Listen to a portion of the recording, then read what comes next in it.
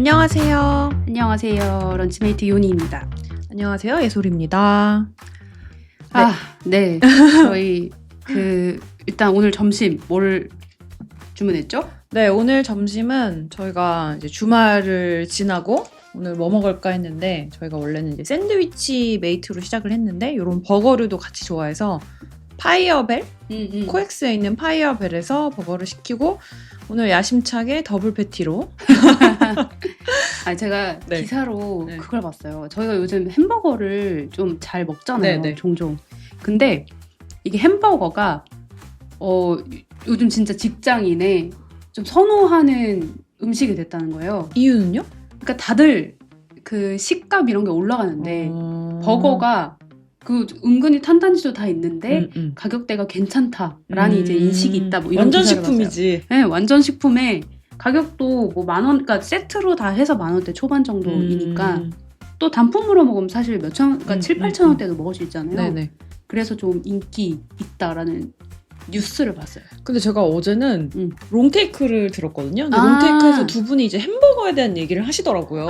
그래서 내가 오늘 햄버거 먹고 싶었던 것도 있는데 미국은 이제 맥도날드나 햄버거 가격이 너무 올라서 어머. 그것도 먹지 못하고 집에서 밥을 해먹는 사람들이 많아지고 있다. 약간 이런 게 있는 거예요. 워낙 이제 요새 물가가 많이 올랐잖아요, 미국은. 거기는 관세 때문에 기하학적으로 올라간 거 아니에요? 그러니까 이제 뭐 트럼프 왜 그러는지 모르겠지만 하여튼 그래서 햄버거 먹는 것도 이제 너무 어렵다 약간 그런 얘기가 있어서 되게 놀랐어요. 관세를 그렇게 함부로 때리면 안 된다라는 그러니까요. 생각이. 생각보다 거기도 그 농산물 이런 거 수입을 많이 하고 있었던 것 같더라고요. 미국도. 미국에서 네. 뭔가 이제 감당이 안 되는 것들. 네, 뭐 소고기 하도 저희 그 한국 입장에서는 미국 소고기 수입만 생각해서 저긴 뭐 관세 저거에 큰 영향 오히려 우리나라가 더 클까 생각했는데 맞아요. 미국도 수입을 꽤 많이 하는 나라였다라는 걸 알게 됐고. 그래서 햄버거를 주문한 김에 얼토당토 않지만 저희가 또 새끈한 미국 영화를 하나 봤잖아요. 이렇게 진짜 이야기가 전개되는구나. 엄청나게 이상하게 튀지만 네.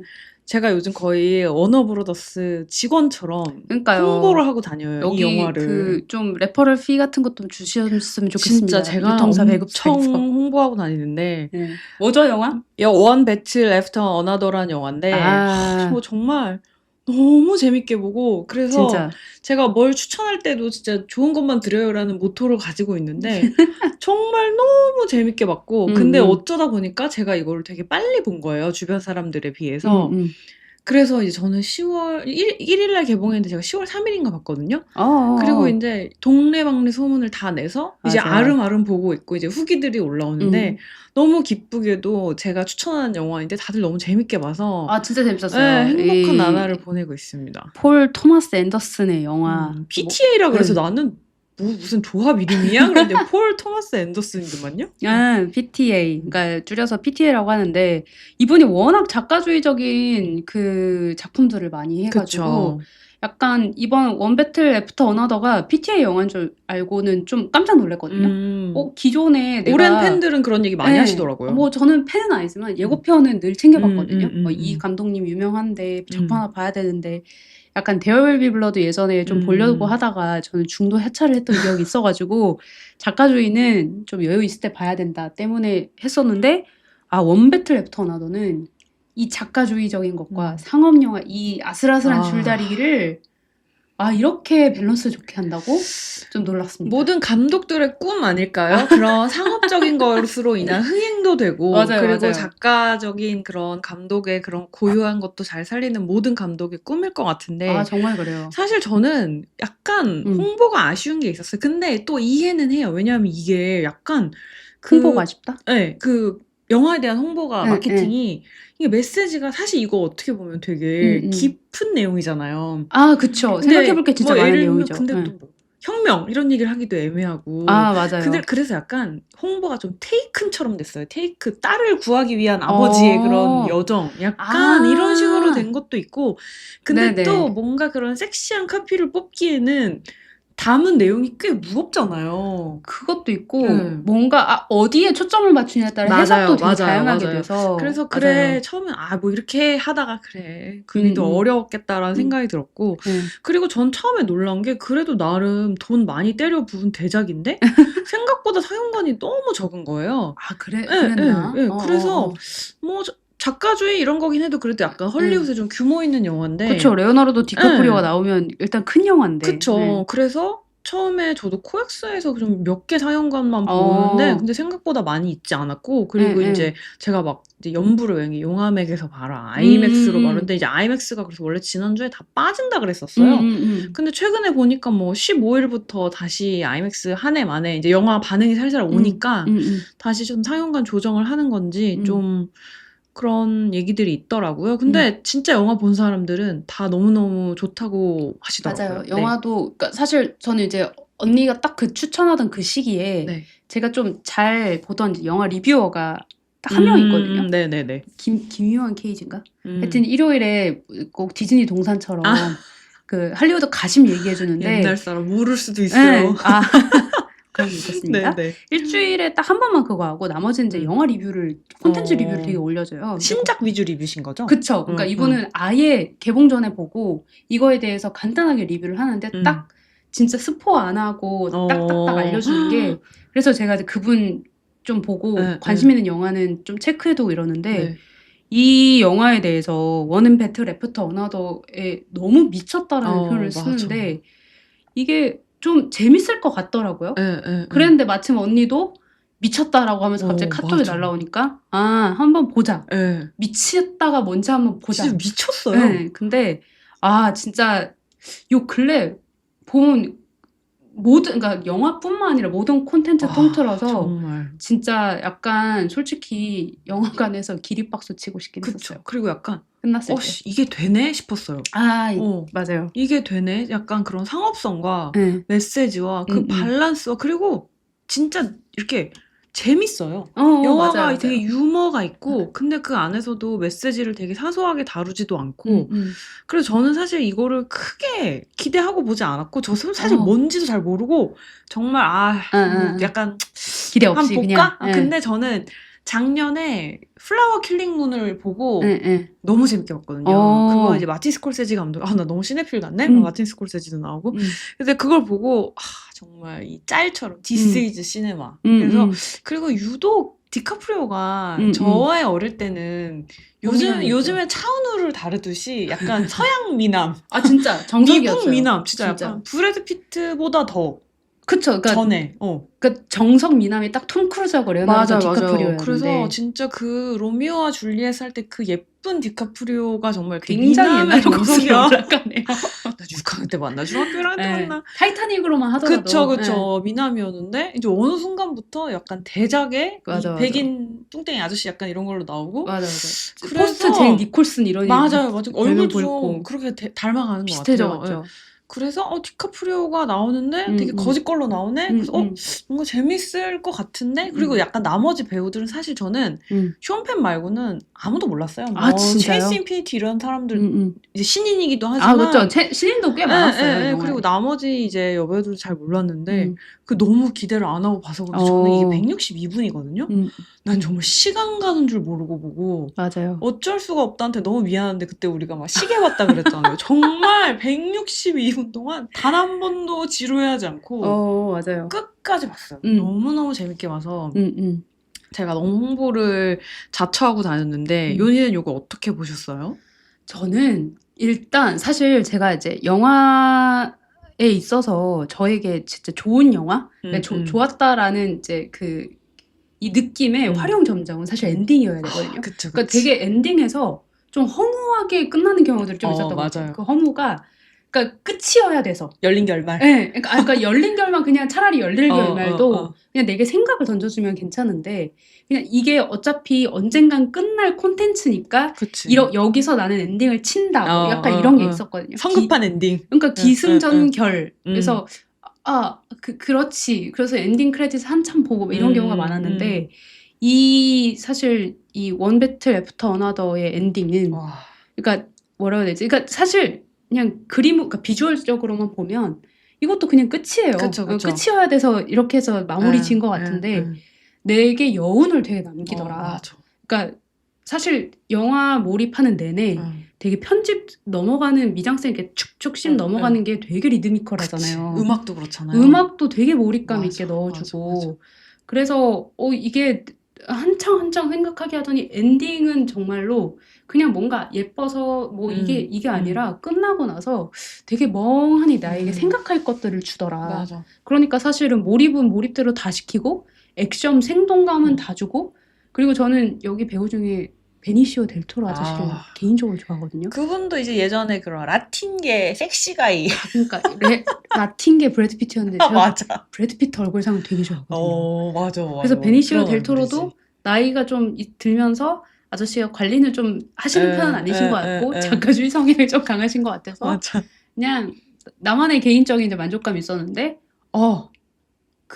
거기서 막 시각적으로 막 근육 있고 섹시한 이게 아닌데 섹시했다. 그치. 그래서 하루 종일 막 보는 내내 섹시해 너무 재밌어 막 이렇게 해서 몰입을 하다가 마지막 엔딩은 생각할 것까지 남겨주니까 이 영화는 되게 진짜 오래 남더라고요.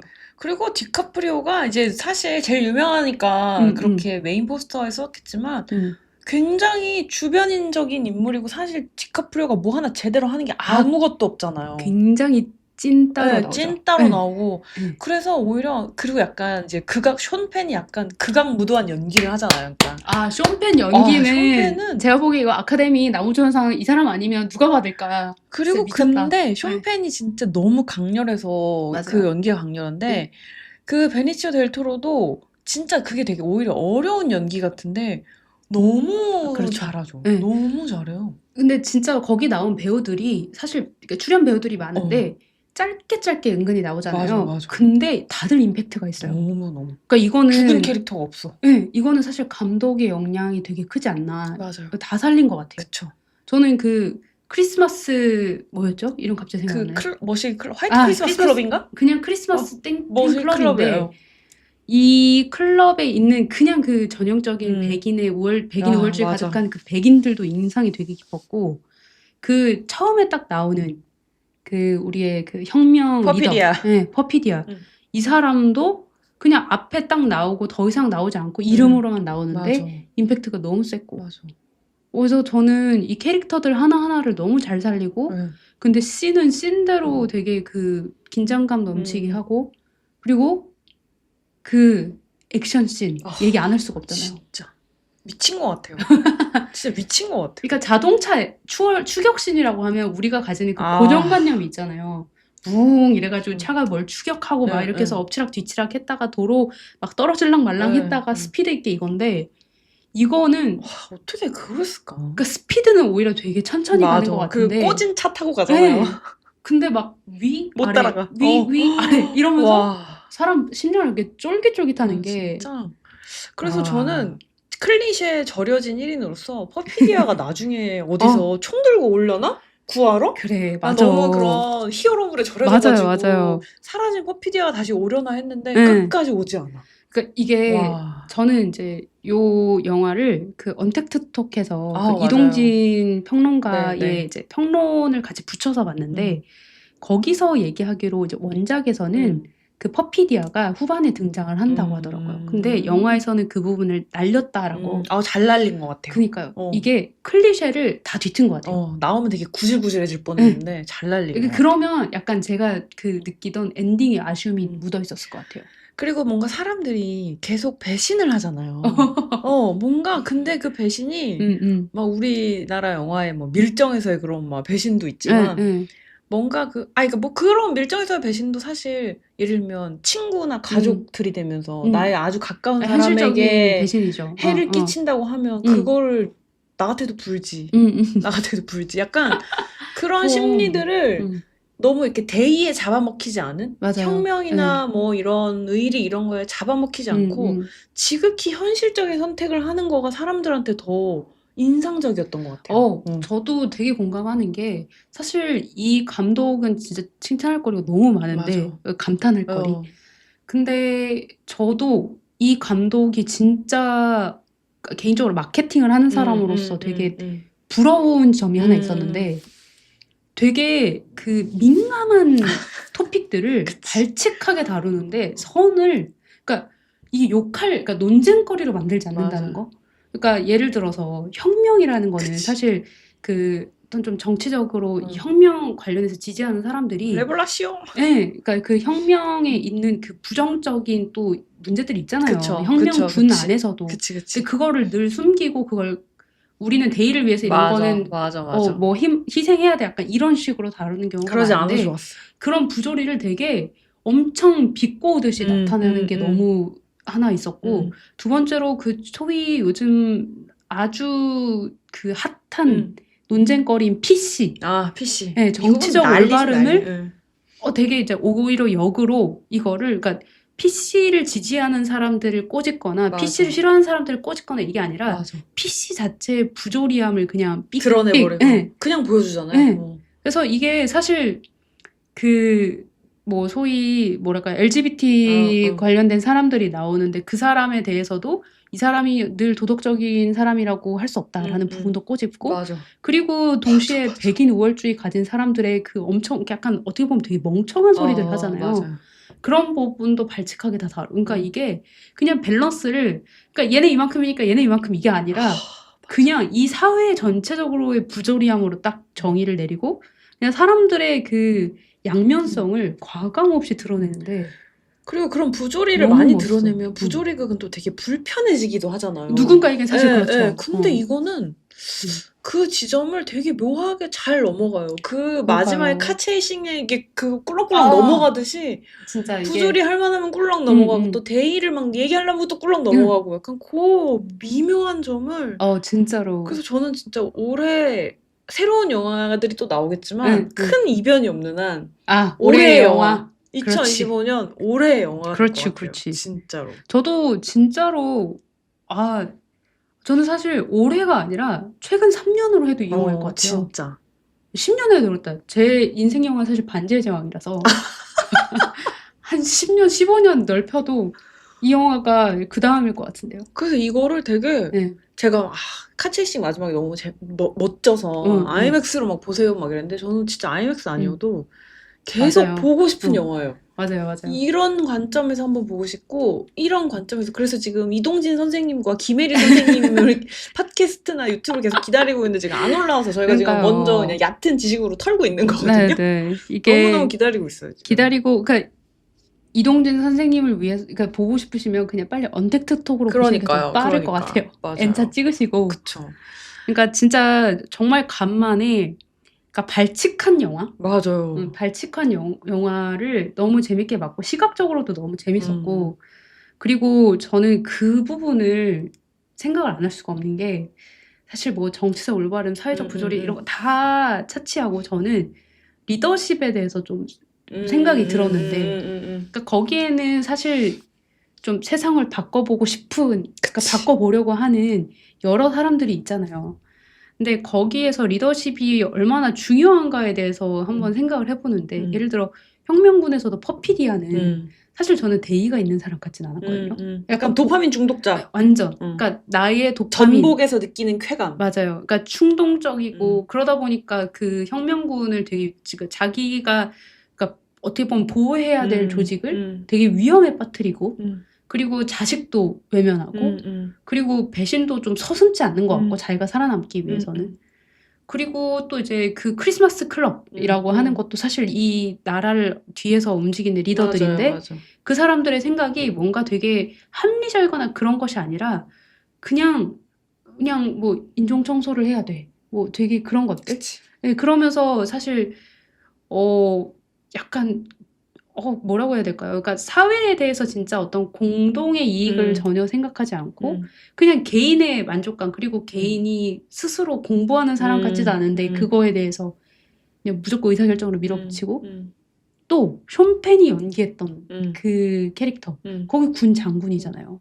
근데 처음에 사실 이제 스포를 좀 더 해야겠지만 퍼피디아가 이제 막 처음에 등장해가지고 총 이렇게 할 때 사실 자기 어떤 성적 욕망에 사로잡혀서 어떻게 보면 자기가 이렇게 싸워서 체포해야 될 사람에 대해서 그냥 스륵 넘어가고 그러고 나중에는 자기가 그 소위 주류가 되고 싶어서 진짜로 군 투입을 사적인 걸로 하셔서 마약으로 털잖아요.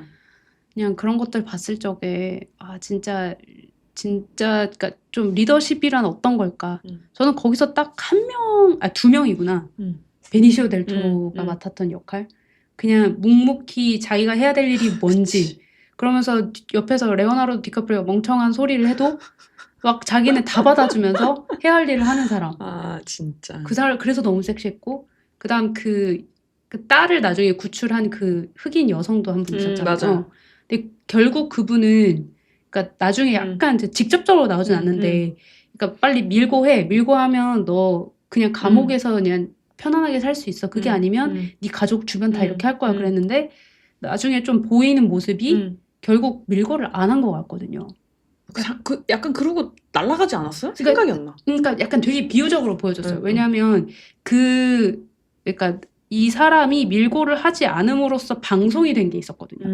그러니까 이 사람이 다 어디 있는지 불어. 그래서 이 사람이 체포됐으면 나올 수 없는 방송이 나중에 나오면서 아, 이 여자가 그 비밀을 지켰구나라는 거에 대해서 은유가 살짝 뿌려주는 게 있었는데 왜냐면 그 앞에 다 배신했으니까. 네.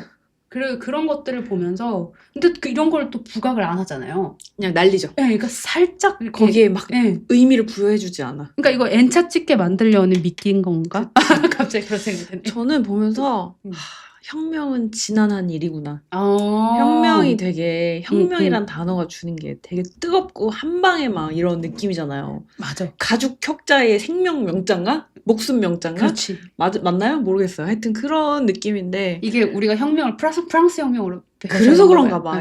혁명은 단두대 아니야? 약간 네. 이런데 그걸 보면서 맞아. 혁명은 정말 혁명이 주는 그 단어의 임팩트를 우리가 진짜 막 말 그대로 프랑스 혁명처럼 느껴서 그렇지. 그러니까 한 번 뒤집어 한 번 뭐 뒤집어서 되는 게 아니라 진짜 이제 보면 마지막에도 딸이 또 뭐 하러 가잖아요. 네. 그거 이제 집에서 아빠가 조심해서 갔다 와 약간 하는 식으로 세대를 넘어서 지난하게 이루어지죠. 그리고 그 베니시오가 하는 것도 아, 맞아. 조용히 그냥 자기 자리에서 하는 거고 그게 막 드러나거나 요란한 혁명이 맞아요. 아니라 몰래 이렇게 도망치게 해주고 그런 것들이 보호해주고 하는 것들이 아 이게 혁명이 참 오랜 시간이 걸리고 맞아요. 지난하다 정말 지난하다는 표현 지난하다는 생각이 들었고 지금 이제 미국도 뭐 남의 나라 걱정할 때는 아닌 것 같긴 하지만 하여튼 여러 가지 이슈가 있잖아요. 그래서 오히려 미국에서 이제 이런 영화들이 나오네. 그런 것들이 좀 신기했어요. 그리고 약간 이게 요즘 사실 이제 미국도 그렇고 우리나라도 그렇고 그냥 전 세계적으로 일어나는 어떤 것들이 뭔가 각자가 생각하는 이상적인 삶이 너무 다 파편화되고 달라서 그치. 혁명이 진짜로 누구인가는 이상적인 걸 꿈꿔서 혁명을 하지만 그 바로 옆에 있는 사람은 그게 맞아. 자기가 반란으로 쉽게 이제 정의 내리고 그러니까 이게 진짜 복잡해지는 것 같은데 맞아. 그럼에도 불구하고 이 PTA의 이 원배틀 애프터 어나더에서는 뭔가 그래도 이상적인 국가에 대한 어떤 관은 좀 있는 것 같기도 해요. 그쵸. 좀 다양하게 사람들이 살아갈 수 있는 거를 좀 이상적인 국가라는 그게 좀 기저에 깔린 건 아닌가라는 그리고 생각. 이미 출연진으로도 보여주는 것 같아. 중간에 진짜 그치. 그 전화기 고발한 친구, LGBT 하는 친구도 있고 뭐 되게 다양한 인종 나오잖아요. 맞아요. 멕시코부터 뭐 백인부터 흑인부터 다 나오잖아요. 그러니까 오히려 그거가 그냥 이렇게 다양한 사람들이 이 땅에 살고 있는데 그들이 잘 살려면 뭐 이게 혁명 뭐 레볼라시옹 때문에 혁명이라는 단어로 되게 묶이긴 하지만 각자가 여러 다양한 사람이 한 곳에서 살기 위해서는 어떻게 해야 할 것인가의 얘기기도 하잖아요. 그렇죠. 누구는 총을 쏘고 누구는 뭘 하고 약간 이런 방식의 차이가 있는데 하여튼 엄청 발칙한 영화였어서 정말 보셨으면 좋겠어요. 이게 그냥 정치적인 영화 이런 게 아니라 근데 재밌어요. 오락 영화로도 최고고 그리고 그냥 약간 여운 정도 찔끔 남겨주는 꽤 괜찮은 막 그런 질척거림이 하나도 없고 없어요. 되게 괜찮은 영화고 그래서 이제 저희가 또 극장에서 영화를 본다는 것에 대해서 막 얘기를 했잖아요. 제가 막 여기 무조건 아이맥스에서 보세요. 극장에서 보세요. 제가 막 그랬거든요. 이 영화 제가 봤을 땐 집에서 넷플릭스로 보면 이 감동이 전해지지 않을 거라고 제가 100% 확신하거든요. 맞아요. 그럼 진짜로 이거는 극장에서 보지 않으면 맞아요.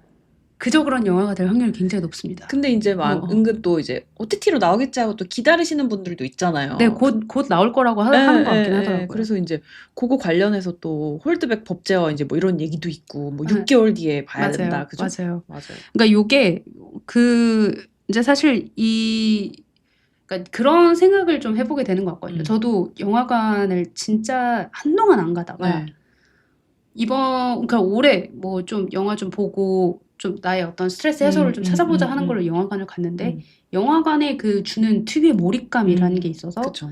OTT로 보는 것보다 영화관에서 보기에 되게 좋구나라는 이제 판단을 좀 해보는데 이제 사실 이런 것 때문에 막 영화 몇 개 찾다가 제가 기사를 하나 본 게 있어요. 그게 그 방금 언니가 얘기한 홀드백 법제화인데 그러니까 9월에 한 민주당의 어떤 의원이 대표 발의를 한 거예요. 아직 발의라서 되진 않았는데 네.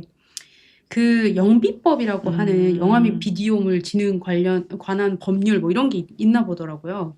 여기에 이제 홀드백이 이제 영화관에서 상영이 종료된 신작은 네. 최대 6개월까지 OTT에 못 올린다라는 거거든요.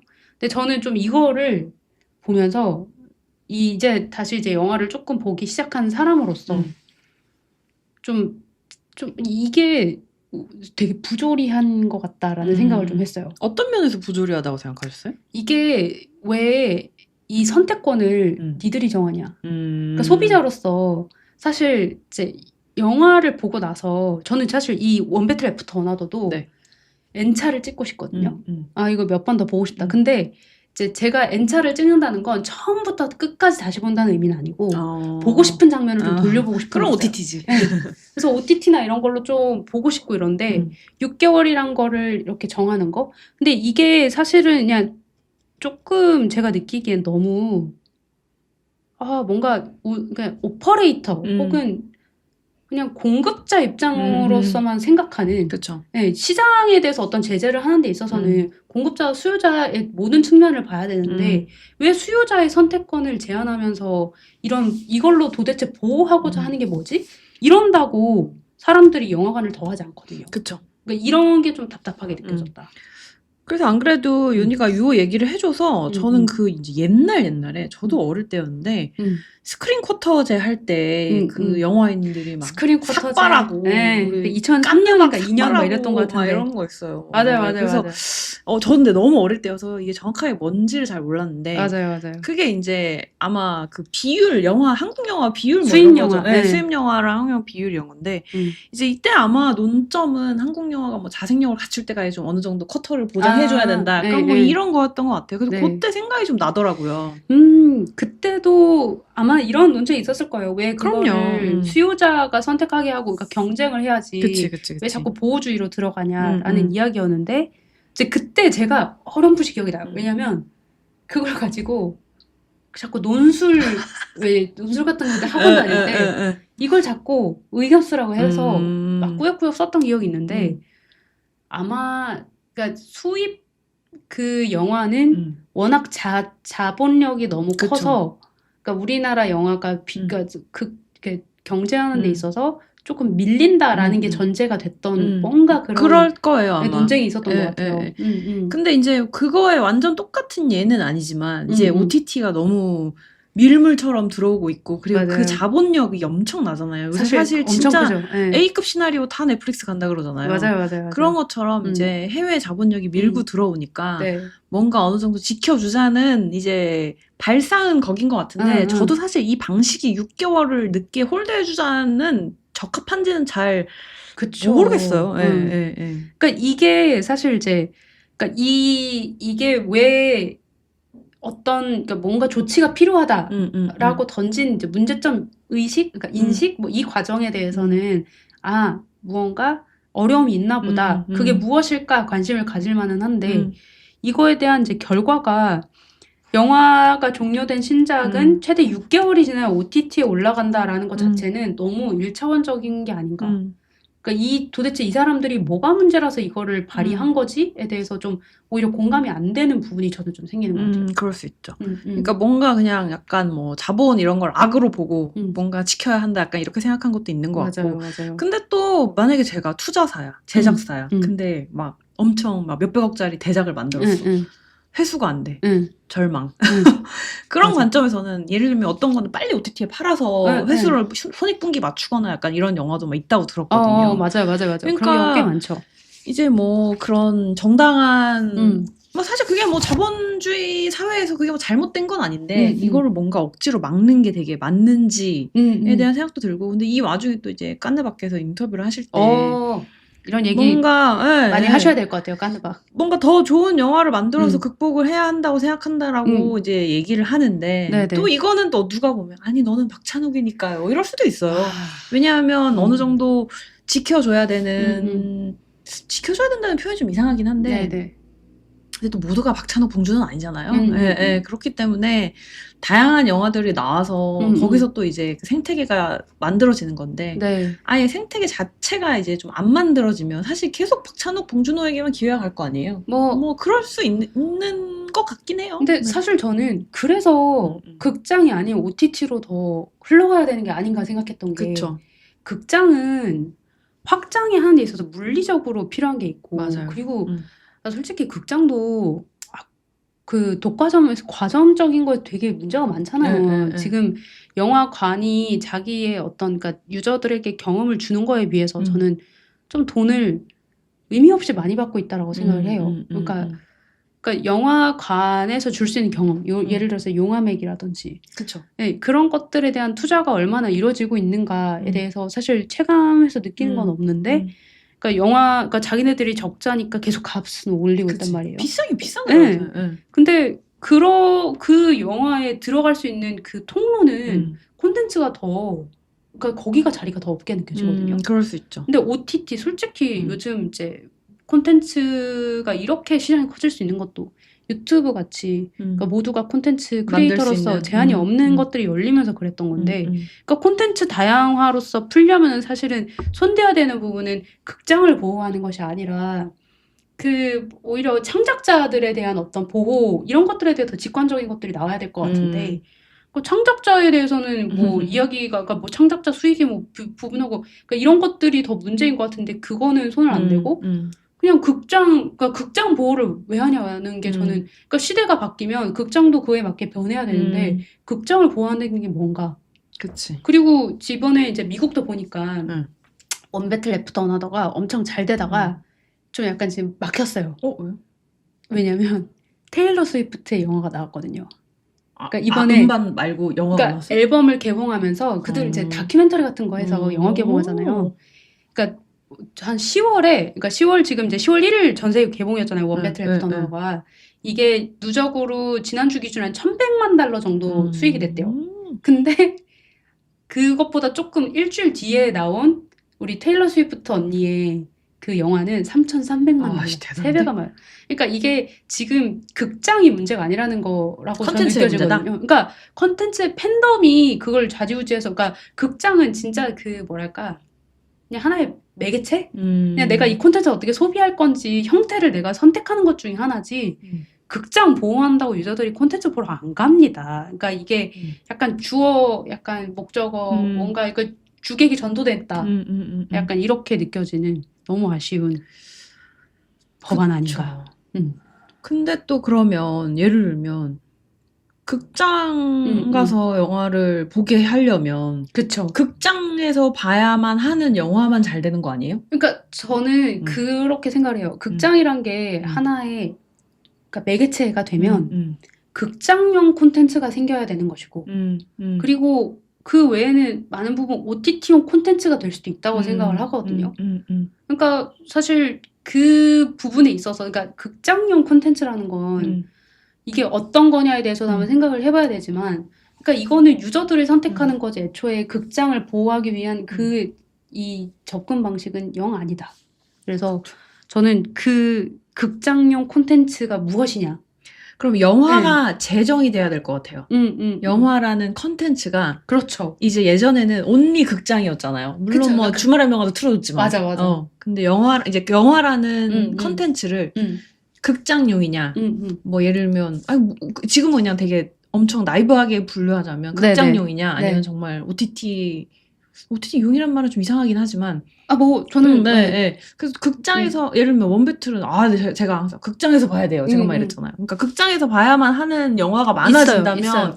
그러면 이제 극장이 더 활성화가 되는 거고 그리고 극장들도 요새 다양한 시도하잖아요. 싱얼롱 이런 거 싱얼롱 콘서트 이런 거 저는 이제 시도하는 거 되게 좋은 것 같거든요. 그래서 그런 방식들로 극장들도 약간 여러 시도를 하는 것 같아요. 뭐 메가박스 뭐 낮잠 자기 뭐 이런 것도 하고 그리고 그러니까. 밤샘 뭐 영화 보기 이런 것도 막 하는 것처럼 음. 극장들이 결국에는 뭐 그 방법을 찾아내든 예를 들면 극장에서 어떤 컨텐츠를 시도했을 때 되게 잘 되면 그 방향으로 컨텐츠를 사람들이 많이 이게 어쩔 수 없이 자본주의는 돈이 되는 쪽으로 흘러갈 수밖에 없잖아요. 그럼요. 그럼 극장이 그런 거 예를 들면 싱얼롱이 되게 잘 되면 싱얼롱 관련된 뭐 영상들이 많이 나올 수도 있는 거고 네. 아니면 영화들이 극장에서 봐야만 하는 원 배틀처럼 그런 때깔의 뭔가를 많이 만들어낸다면 또 다시 극장이 활성화가 될 수도 있는 거고. 언니는 그런 거 있어요? 이 영화는 극장용 영화다. 혹은 이거는 OTT용으로도 충분하지. 이런 기준이 좀 있어요. 제가 이런 거 생각할 때 예를 들면 그런 거였어요. 근데 저는 웬만하면 다 극장에서 보긴 해요. 그리고 전통파예요? 네, 저는 OTT로 영화를 잘 못 보겠어요. 왜냐하면 맞아. 그 멈춤과 스킵이 있는 한 제가 이 영화를 온전히 즐긴다는 생각이 안 들거든요. 멈추면 영화는 근데 극장에서 멈출 수가 없잖아요. 내가 화장실 가면 맞아요. 그 시간 동안 못 보는 거잖아요. 맞아요. 그래서 저는 웬만하면 이제 극장주의긴 한데 예를 들면 그런 건 있죠. 원배틀은 극장에서 봐야 돼요. 그리고 플라워 킬링 이런 거는 그 압도적인 그 시네마. This is 시네마. 근데 예를 들면 막 김초희 감독의 찬실이는 복도 많지 이런 거는 굳이 뭐 극장에서 안 봐도 큰 문제는 없는 무슨 영화요? 찬실이는 복도 많지. 약간 독립영화 같은 느낌인가요? 좀 그런 느낌인데 막 굳이 그렇게 엄청난 스크린에서 안 봐도 되는 영화긴 하거든요. 그래서 근데 이렇게 하면 이게 논점을 잘 잡아야 되는 게 그러면 자본력과 엄청난 스케일이 들어간 영화만 극장에서 봐야 되는 것인가? 그러면 극장용 영화는 그런 영화만 나오는 것인가? 그러면 이게 너무 또 양극화가 또 반복되는 거잖아요. 엄청난 자본을 투입한 영화는 극장에서 보고 그렇지 않은 영화는 그럼 뭐 OTT? 약간 또 이 방식은 또 아닌 것 같아서 저는 그러니까 이게 결과적으로는 그건 있는 것 같아요. 그러니까 인풋에 돈이 많이 들어가면 그냥 채널은 그러니까 그 아웃풋을 내는 채널들은 최대한으로 가져갈 수밖에 없긴 한데 근데 저는 사실 약간 기준이 이거긴 하거든요. 그러니까 만드는 감독 혹은 이런 사람들이 애초에 어디다가 메인으로 틀었을 적에 몰입감을 가장 주고 싶으냐라는 기준이 있는 것 같아요. 근데 그런 걸 위해서 찍는다라고 하면 사실 그 한때 그 극장에서 뭔가 16:9로 확 화면을 바꿨던 적이 있었거든요. 스크린을. 이제 그거에 맞게 감독들이 카메라도 바꾸고 뭐도 바꾸고 막 이랬던 과정들이 있는데 저는 그 제작 과정에서의 그 감독들의 일단 선택은 중요한 것 같아요. 그래서 뭐 예를 들어 예전에 제가 되게 인상 깊었던 그 인터뷰가 있었는데 마틴 스콜세지 감독이 아이리시맨을 이제 개봉했을 때 이건 절대 넷플릭스용이 아니다라고 얘기했었거든요. 그러니까 이 감독이 왜 그렇게 얘기했냐면 쓰는 카메라 그리고 이제 이 씬을 이제 생각한 거 있잖아요. 뭐 간단히 얘기하면 뭐 헤드룸이라든지 뭐 이런 것까지도 다 자기는 영화에 출력한 것을 생각해서 만들었기 때문에 이거는 영화관에서 봐야 된다라고 얘기를 했고 물론 원배틀도 원배틀도 그렇고 그러니까 그런 것들이 저는 일단 첫 번째가 있는 것 같아요. 그러니까 감독의 의도가 무엇인가.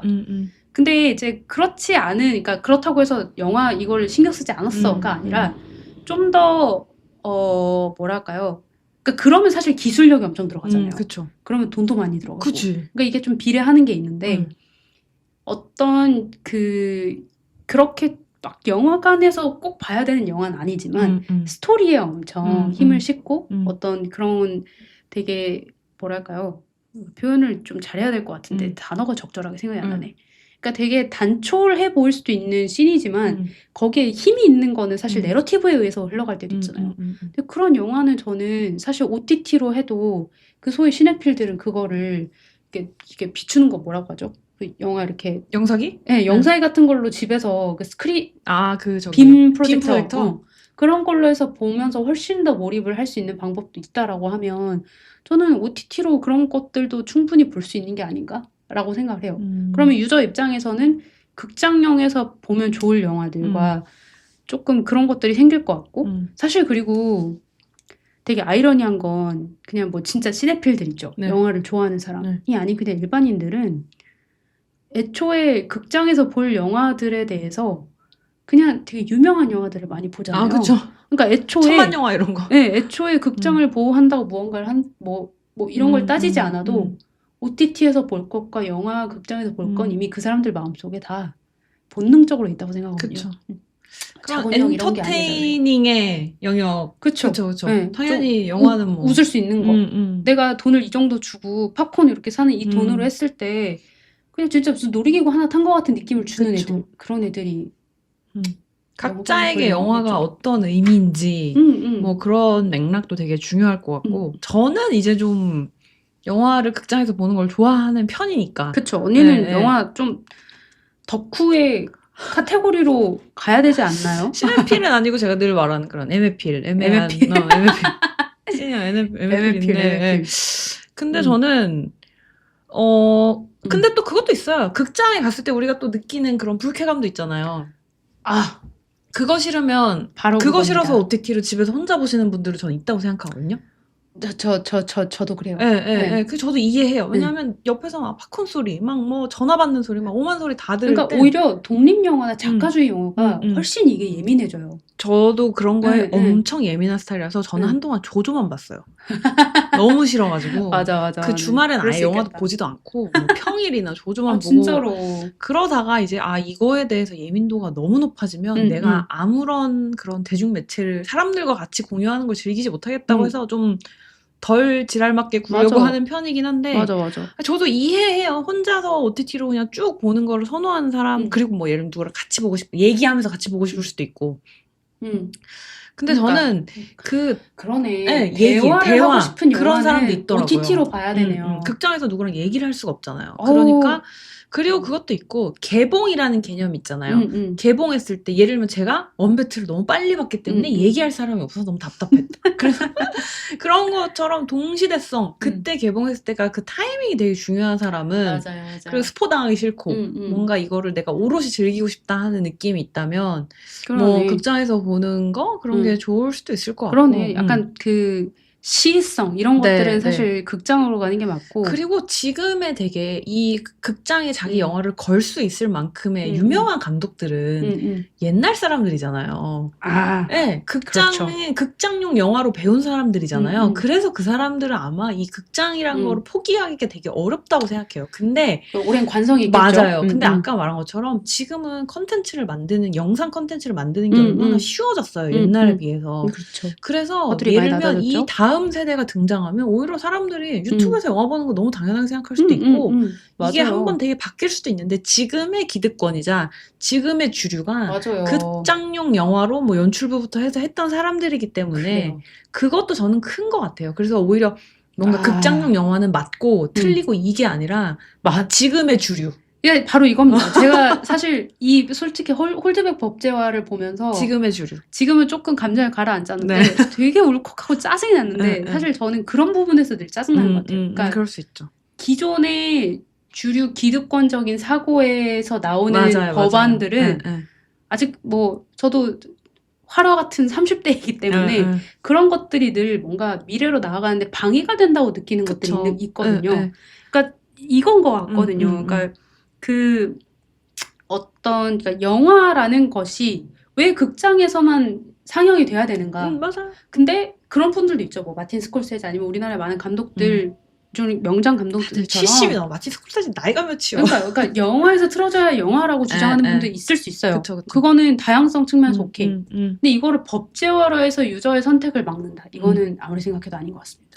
이건 그러니까 콘텐츠는 결국에 유저들에 의해서 선택당해야 되는 영역인데 그러니까 이거를 어디서 볼지에 대해서 내가 갖고 있던 선택권을 막아버린다?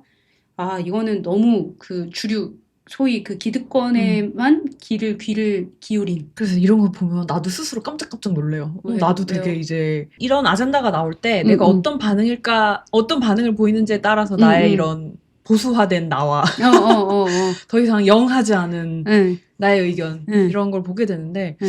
그리고 저도 어릴 때부터 영화는 그냥 극장에서 보는 거라고 배우고 경험한 세대라서 그런 것 같아요. 근데 적응해야죠. 우리 젊은이들이 새로운 컨텐츠를 내놓는다면 내가 적응해야지. 아, 그쵸. 그러니까 네. 저는 그러니까 오히려 자본 있는 분들은 이번에 진짜 잘 해서 대흥행을 한 게 F1이라고 생각하거든요. F1도. 그러니까 실제로 그거로 인해서 10대, 20대 여성들이 F1 팬덤으로 굉장히 많이 맞아, 형성됐대요. 맞아, 그래서 맞아. F1이 사실 이 영화 자체가 F1에서도 후원하고 애플에서도 지원하고 그러니까 이런 자본 있는 영화들은 당연히 배급도 대규모로 하는 게 맞는 것 같고요.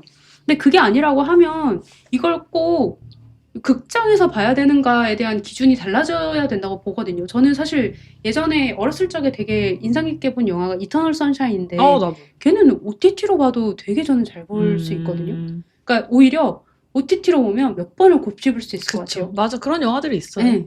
근데 극장에서 보면 오히려 좀 지루했을 것 같아요. 그래서 되게 그냥 정말 이거 모든 얘기할 때마다 다양한 거 있잖아요. 정말 다양한 게 많이 그런 생태계가 오래 가는 것 같아요. 극장용도 있고 그렇게 막 작은 영화인데 계속 그럼요. 곱씹을 수 있는 영화도 있고. 그러니까 콘텐츠는 특히 이 크리에이터들은 개개인이라서 맞아. 시장 바뀌는 거에 그 누구보다 빠르게 알아서 잘 적응할 수 맞아요. 있는데 그냥 극장이 힘드니까 극장의 어떤 사정에 맞춰가지고 되게 1차원적이죠. 네, 크리에이터 그리고 그걸 소비하는 어떤 시장의 전체를 막는다는 것은 우리가 지금 콘텐츠 강국으로 될까 말까한 이 상황에 저는 이게 발목 잡는 일 그 이상의 무언가가 되나? 발목을 잡거나 아니면 어떠한 영향도 없거나. 그쵸. 유저들은 OTT를 당연히 보겠죠. 그쵸. 네, 그리고 오히려 맞아. 쉽겠죠. 그러니까 영화 극장에서 OTT로 넘어갔을 적에 오히려 좀 약간 그 희망을 보고 그럼 이건 나 극장에서 다시 볼래 할 수 있는 이 기회가 오히려 날아가는 걸 수도 있다는 거죠. 맞아. 그러니까 유저에 대한 스터디가 너무 안 된 게 너무 아쉽다. 그리고 뭔가 이런 마케터들이 늘 고민하는 부분들 있잖아요. 그런 어떻게 채널을 다양화할 것인가 이런 거 항상 그럼요. 고민하는 것처럼 그럼요. 그런 고민도 그리고 이제 요새 영화 마케팅 이런 거 되게 중요해지잖아요. 팬덤을 어떻게 그럼요. 만들 것인가, 그리고 N차를 하게 할 음, 것인가, 그리고 진짜 N차로 되게 많은 관객을, 얼굴 100만 넘었대요. 100만 돌파했대요? 100만 돌파했대요. 이야. 그런 것처럼 뭔가 새로운 시도들이 그러니까 아까 극장 홀드백 이런 것처럼 그런 거 말고 뭔가 새로운 시도들을 많이 할 수 있는 환경 있잖아요. 그렇습니다. 그런 게 더 많이 지원되면 되게 좋을 것 같아요. 콘텐츠 크리에이터들의 어떤 수익을 좀 더 보호할 수 있는 방법 혹은 그들의 권리를 더 보호할 수 있는 방법. 왜냐하면 제작사나 OTT는 큰 조직인데 그쵸. 그 크리에이터들은 개개인인 경우가 더 많기 때문에 맞아요. 그들이 좀 그러니까 되게 편법을 쓰지 않을 수 있는 거에 대한 어떤 그런 제재 같은 것들도 필요하겠지만 수익이나 이런 부분에 있어서 좋은 콘텐츠가 나왔을 때 어떻게 하면 이 사람들이 먹고 사는 문제가 해결돼서 이걸 계속 할 수 있을까는 이 선순환을 좀 더 고민해 주셨으면 좋겠습니다. 맞아요. 홀드백은 문제의식은 좋았다. 하지만 방법이 틀렸다. 전혀 공감되지 않는 방법론이었다. 거대 자본에 휩쓸려 가는 거 원투데이요? 근데 진짜 그런 거 항상 뭔가 어떤 산업을 지켜야 할 때 늘 얘기하는 거지만 그렇습니다. 방법이 잘못된 것 같다. 어쩔 수가 없다. 어쩔 수가 없다. 진짜. 그거야말로 진짜 어쩔 수가 없다라고 맞아요. 말씀을 드리고 네, 하여튼 제가 열변을 토하면서 요니를 포함한 주변에 많이 얘기를 했는데 그래도 이제 안타깝게도 명절 연휴에 한번 탔어야 되는데 이제 입소문이 나는 것 같아요. 너무 안타까워요. 그러니까 늦지 않았으니 여러분도 빨리 가서 한번 관람해 보시면 좋을 것 근데 같습니다. 진짜로 원배틀 애프터 어나더는 강추합니다. 강추예요. 정말 제가 이렇게 조심스러워서 함부로 강추 잘 안 하는데 이건 진짜 강추고 제가 주변에 추천했던 모두가 다 재밌었다고 했어요. 맞아요. 이거 이제 보고 나면 그때 이제 이동진, 그러니까요. 김혜리 이런 평론가들이 빨리 좀 올려주셨으면 후기가 좋겠어요. 이제 올라오지 않겠어요? 저의 얄팍한 이런 리뷰 말고 깊이 있고 심도 있는 리뷰를 원합니다. 저는 OTT에 올라와서 제가 보고 싶은 장면 돌려볼 수 있는 그날을 기다리고 있습니다. 애플 TV에 올라올란가? 하여튼 어디든 올라오겠죠? 기다려야죠 일단. 네. 좋습니다. 그러면 저희는 점심이 도착을 했기 때문에 배가 지금 사실 너무 고프네요. 너무 고파요. 밥 먹으러 가겠습니다, 여러분. 네, 여러분 점심 맛있게 드세요. 맛있게 드시고 저희 그러면 여기서 인사드리겠습니다. 안녕히 계세요. 안녕히 계세요. 에피소드 끝.